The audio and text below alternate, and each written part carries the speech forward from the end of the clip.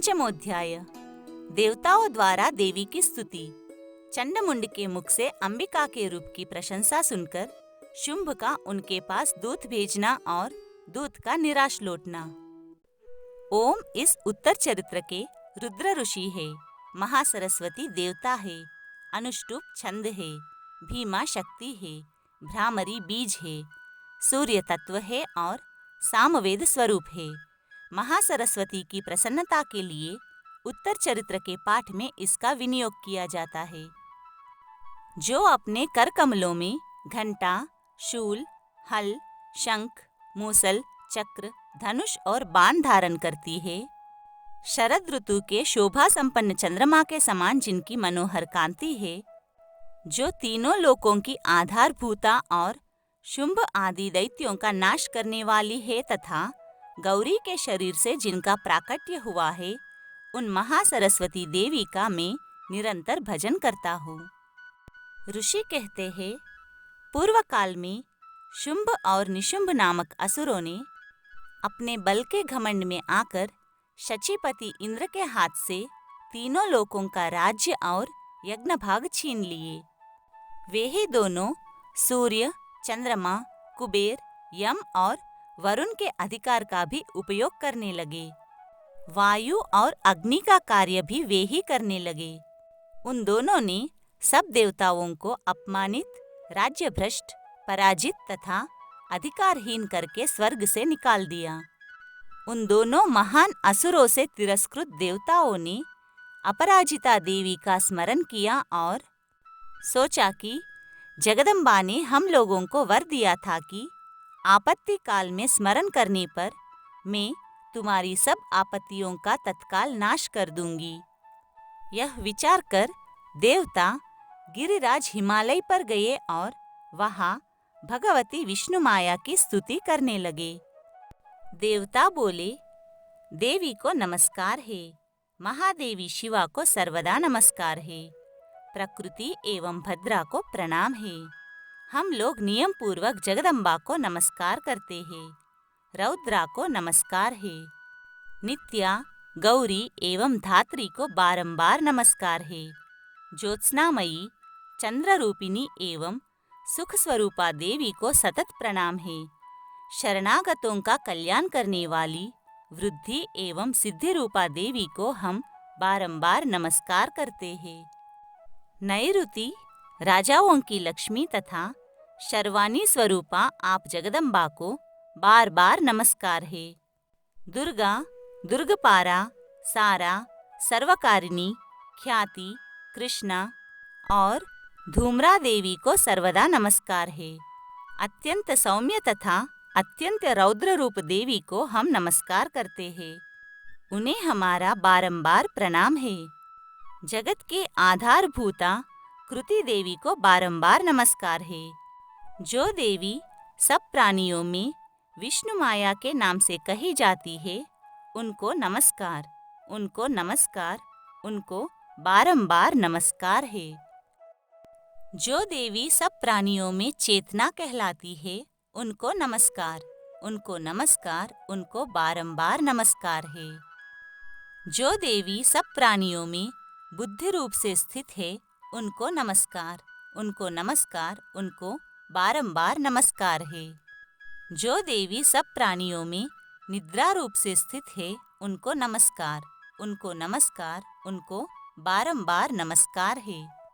जो देवी सब प्राणियों में क्षुधा रूप से स्थित है, उनको नमस्कार, उनको नमस्कार, उनको बारंबार नमस्कार है। जो देवी सब प्राणियों में छाया रूप से स्थित है, उनको नमस्कार, उनको नमस्कार, उनको बारंबार नमस्कार है। जो देवी सब प्राणियों में शक्ति रूप से स्थित है, उनको नमस्कार, उनको नमस्कार, उनको बारंबार नमस्कार है। जो देवी सब प्राणियों में तृष्णा रूप से स्थित है, उनको नमस्कार, उनको नमस्कार, उनको बारंबार नमस्कार है। जो देवी सब प्राणियों में शांति रूप से स्थित है, उनको नमस्कार, उनको नमस्कार, उनको बारंबार नमस्कार है। जो देवी सब प्राणियों में जाति रूप से स्थित है, उनको नमस्कार, उनको नमस्कार, उनको बारंबार नमस्कार है। जो देवी सब प्राणियों में लज्जा रूप से स्थित है, उनको नमस्कार, उनको नमस्कार, उनको बारंबार नमस्कार है। जो देवी सब प्राणियों में शांति रूप से स्थित है, उनको नमस्कार, उनको नमस्कार, उनको बारंबार नमस्कार है। जो देवी सब प्राणियों में श्रद्धा रूप से स्थित है, उनको नमस्कार, उनको नमस्कार, उनको बारंबार नमस्कार है। जो देवी सब प्राणियों में कांति रूप से स्थित है, उनको नमस्कार, उनको नमस्कार, उनको बारंबार नमस्कार है। जो देवी सब प्राणियों में लक्ष्मी रूप से स्थित है, उनको नमस्कार, उनको नमस्कार, उनको बारंबार नमस्कार है। जो देवी सब प्राणियों में वृत्ति रूप से स्थित है, उनको नमस्कार, उनको नमस्कार, उनको बारंबार नमस्कार है। जो देवी सब प्राणियों में स्मृति रूप से स्थित है, उनको नमस्कार, उनको नमस्कार, उनको बारंबार नमस्कार है। जो देवी सब प्राणियों में दया रूप से स्थित है, उनको नमस्कार, उनको नमस्कार, उनको बारंबार नमस्कार है। जो देवी सब प्राणियों में तुष्टि रूप से स्थित है, उनको नमस्कार, उनको नमस्कार, उनको बारंबार नमस्कार है। जो देवी सब प्राणियों में माता रूप से स्थित है, उनको नमस्कार, उनको नमस्कार, उनको बारंबार नमस्कार है। जो देवी सब प्राणियों में भ्रांति रूप से स्थित है, उनको नमस्कार, उनको नमस्कार, उनको बारंबार नमस्कार है। जो जीवों के इंद्रिय वर्ग की अधिष्ठात्री देवी एवं सब प्राणियों में सदा व्याप्त रहने वाली है, उन व्याप्ति देवी को बारंबार नमस्कार है। जो देवी चैतन्य रूप से इस संपूर्ण जगत को व्याप्त करके स्थित है, उनको नमस्कार, उनको नमस्कार, उनको बारंबार नमस्कार है। पूर्व काल में अपने अभीष्ट की प्राप्ति होने से देवताओं ने जिसकी स्तुति की तथा देवराज इंद्र ने बहुत दिनों तक जिनका सेवन किया, वो कल्याण की साधन भूता ईश्वरी हमारा कल्याण और मंगल करे तथा सारी आपत्तियों का नाश कर डाले। उद्दंड दैत्यों से सताए हुए हम सभी देवता जिन परमेश्वरी को इस समय नमस्कार करते हैं तथा जो भक्ति से विनम्र पुरुषों द्वारा स्मरण की जाने पर तत्काल ही संपूर्ण विपत्तियों का नाश कर देती है, वे जगदम्बा हमारा संकट दूर करे। ऋषि कहते हैं, राजन, इस प्रकार जब देवता स्तुति कर रहे थे, उस समय पार्वती देवी गंगा जी के जल में स्नान करने के लिए वहां आई। उन सुंदर भौहों वाली भगवती ने देवताओं से पूछा, आप लोग यहाँ किसकी स्तुति करते हैं? तब उन्हीं के शरीर कोश से प्रकट हुई शिवा देवी बोली, शुंभ दैत्य से तिरस्कृत और युद्ध में निशुंभ से पराजित हो यहाँ एकत्रित हुए ये समस्त देवता, ये मेरी ही स्तुति कर रहे हैं।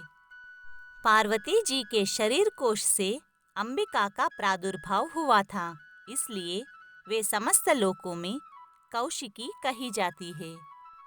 कौशिकी के प्रकट होने के बाद पार्वती देवी का शरीर काले रंग का हो गया, अतः वे हिमालय पर रहने वाली कालिका देवी के नाम से विख्यात हुई।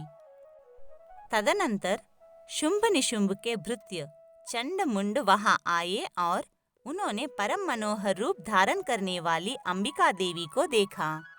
फिर वे शुंभ के पास जाकर बोले, महाराज, एक अत्यंत मनोहर स्त्री है जो अपनी दिव्य कांति से हिमालय को प्रकाशित कर रही है। वैसा उत्तम रूप कहीं किसी ने भी नहीं देखा होगा। असुरेश्वर, पता लगाइए वो देवी कौन है और उसे ले लीजिए।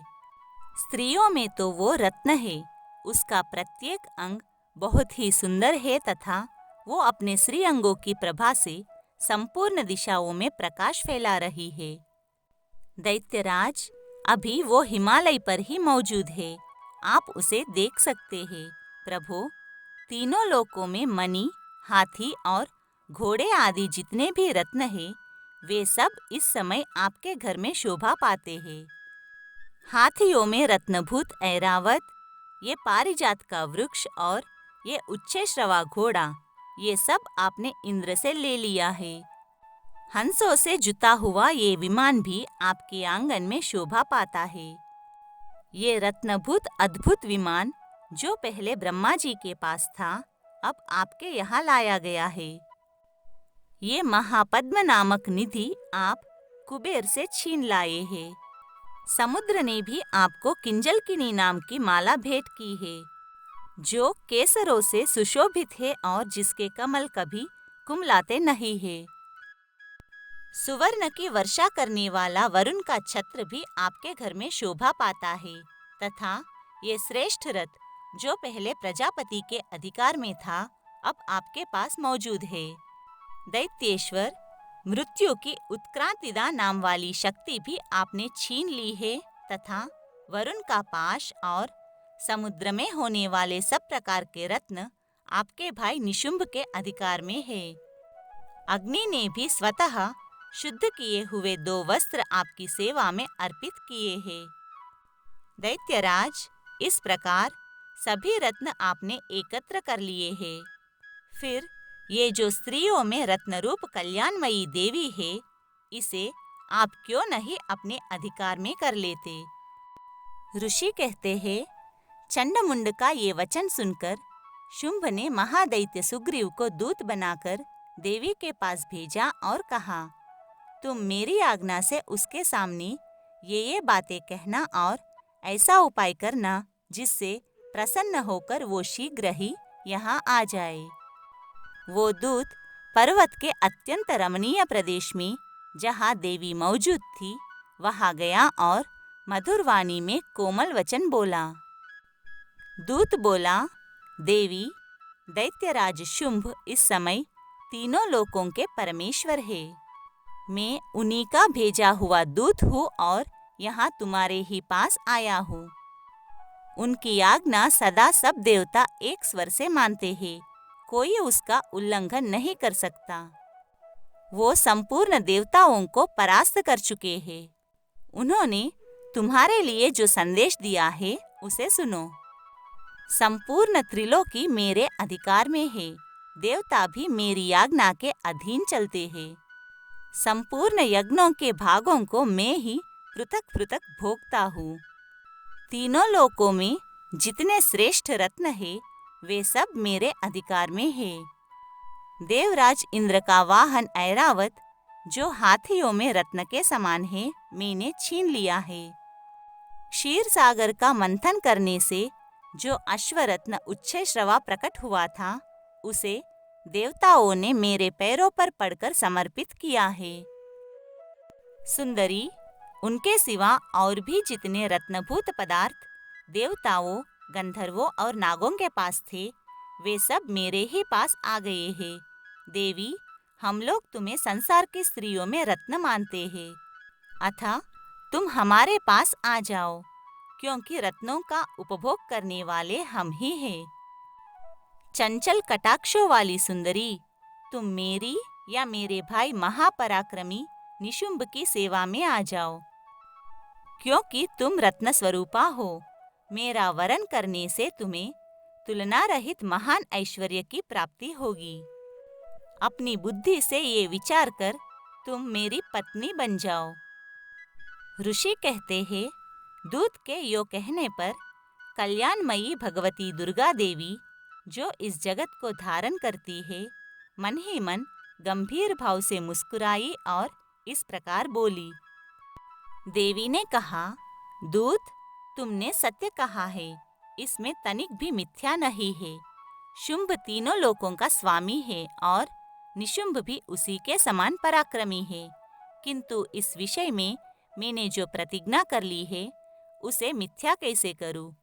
मैंने अपनी अल्पबुद्धि के कारण पहले से जो प्रतिज्ञा कर रखी है, उसे सुनो।